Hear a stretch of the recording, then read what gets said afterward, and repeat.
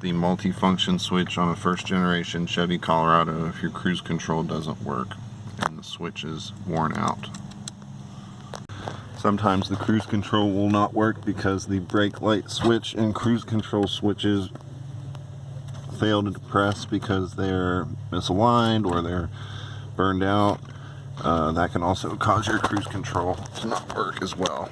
You can usually tell you have these problems by malfunctioning brake lights. Sometimes also water can get into the third brake light above the bed, and you would want to check that and dry it out, clean it, whatnot. So first thing to do is to disconnect the battery.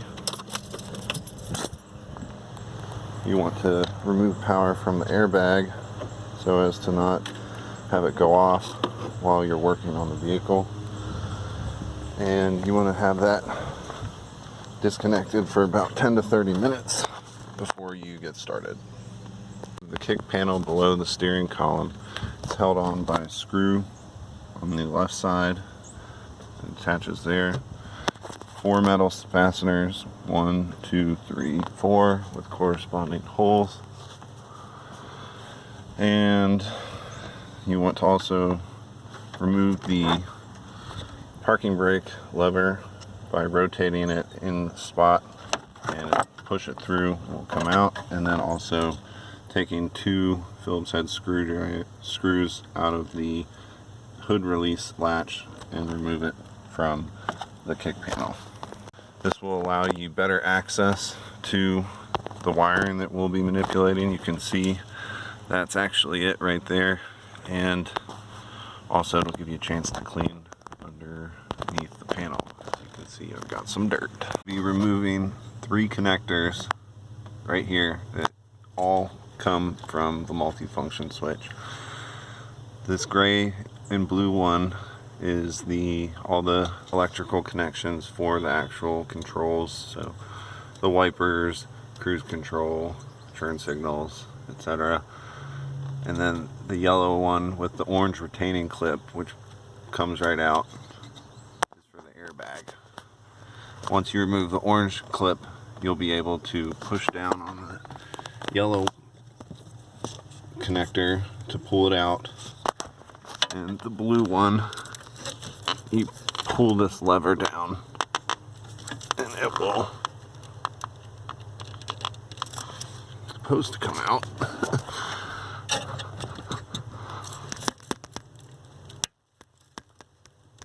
It clicks on both sides and you pull it down, and then you'll be able to pull it straight out.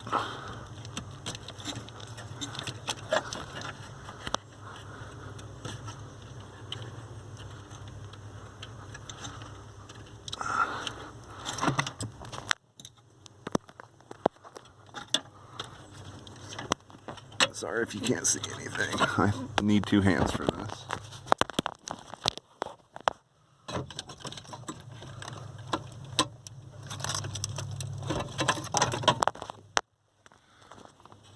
You push on the opposite end and then pull it out. Moving the plastic trim around the steering column that protects the switch and will give you access to some more screws to remove. There are 3 Torx T25 screws on the underside of the steering column that you'll need to remove, and then it's fastened together in 2 halves that's connected on the sides. And you'll also want to pull out your gear shift cover here so that doesn't hamper the removal. And that is dirty too. Left connectors for the shroud that you just pull them apart. Bottom and upper halves of the shroud that covers the steering column. So you can see that they connect on the left and the right side. Difficult part of the entire repair, and that is removing the airbag. It's held in place by 4 springs behind the airbag, and there are access holes on the left and the right side, and it will allow you to access these springs. Let me see if I can see one of them. That right there is the spring. You want to try and use I'm using a socket tool. It's a sort of a T-handle. You want to make sure you have like a concave tip that will allow you to put it on that spring and apply some pressure to help remove it. So you need something pretty small to get in there, but there are 4 in total, so see if we can get one.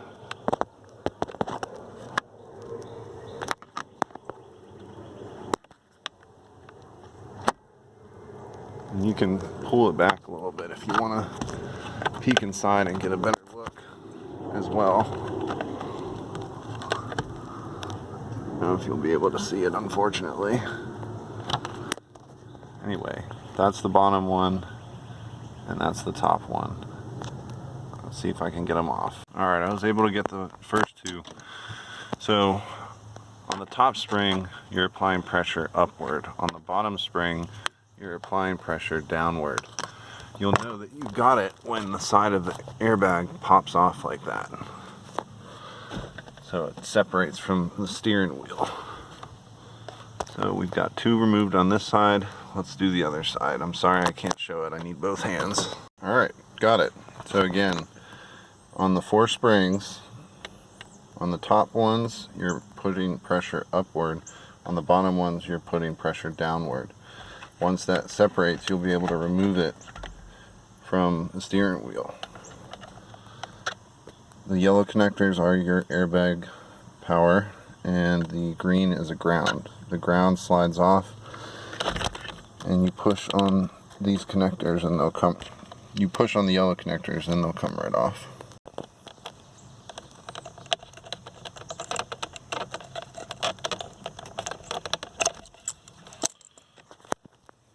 For these connectors, you depress the 2 sides, and they come right out. There you go. Here's a better shot. You can kind of see those springs a little bit better. So it's really convoluted, but that one and that. So you're getting your, oh, where's my tool?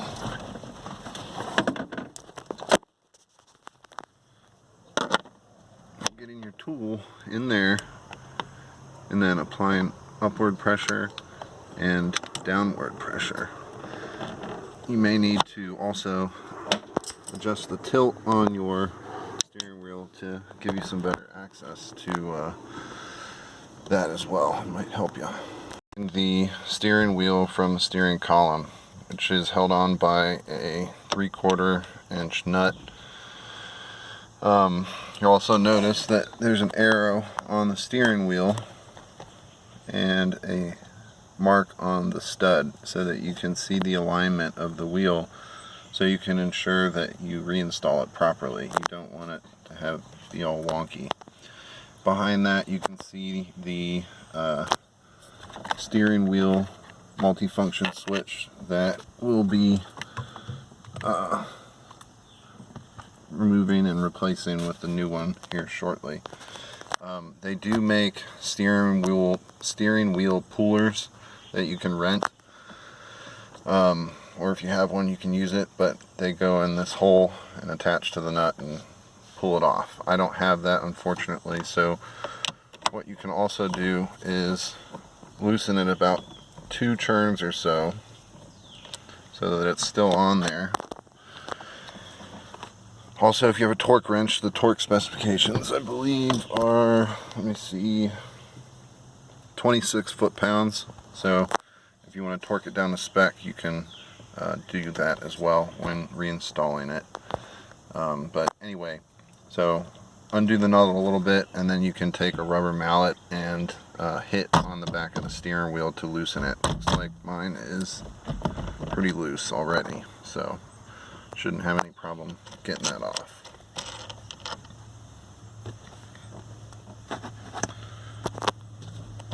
Yep, mine came right off. but I've messed around with others that haven't. Also, another way you can tell, there's inside of the steering wheel, there's some markings that grab onto the wheel.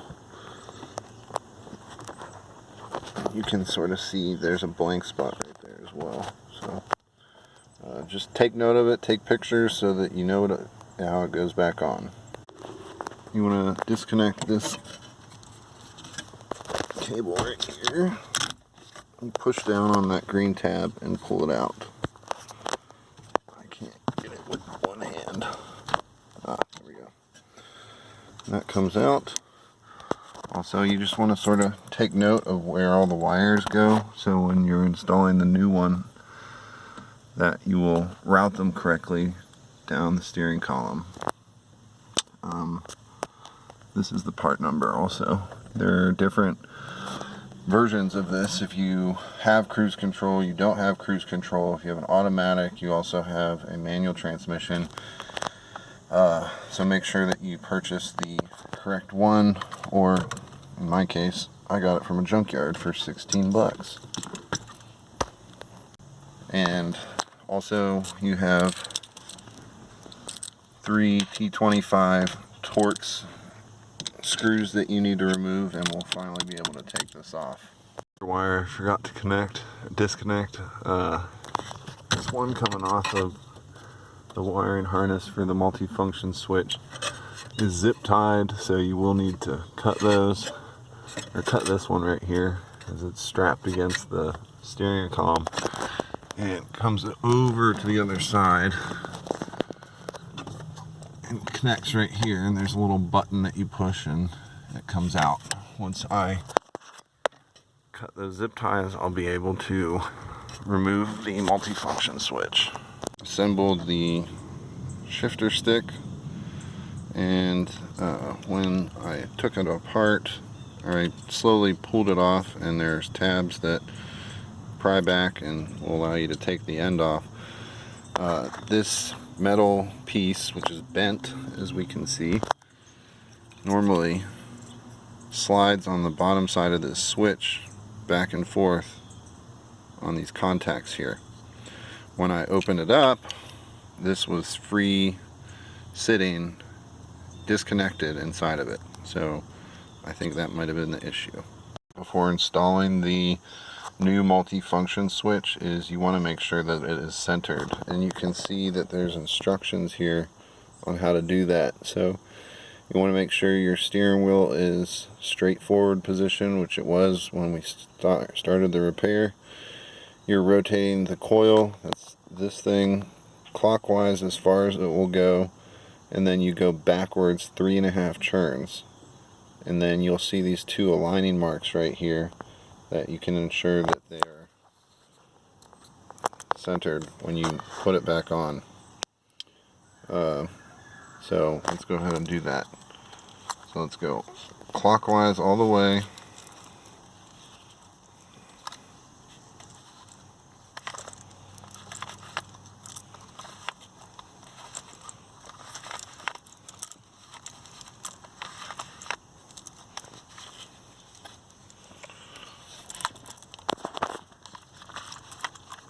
It sort of locks at each 90 degrees. It has a little, but it goes past it, and now I'm getting more resistance right here. So that as far clockwise as it will go.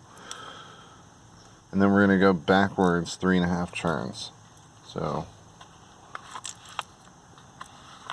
1, 2,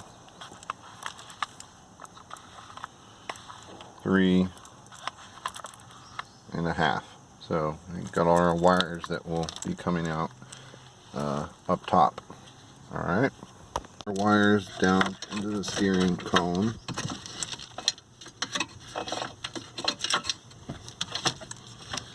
And then we will put that right on there. Screw holes line up nicely.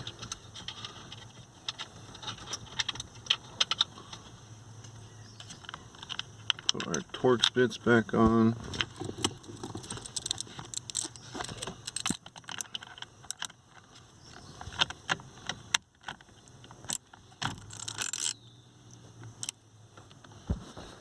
to torque these torque screws down to spec. It's 7 nanometers or 62 pound-inches or 5.17 foot-pounds if you want to get really down to it.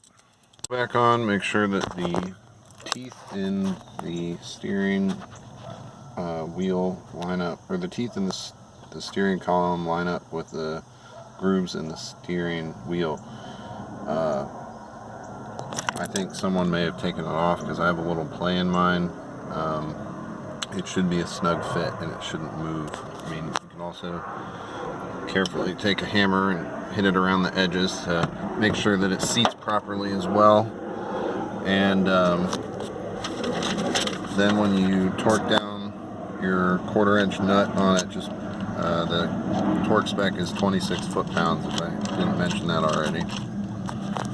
Wires, they are color-coded, and make sure you get the ground also. Putting the airbag on is much easier than taking it off. You just push it on into place.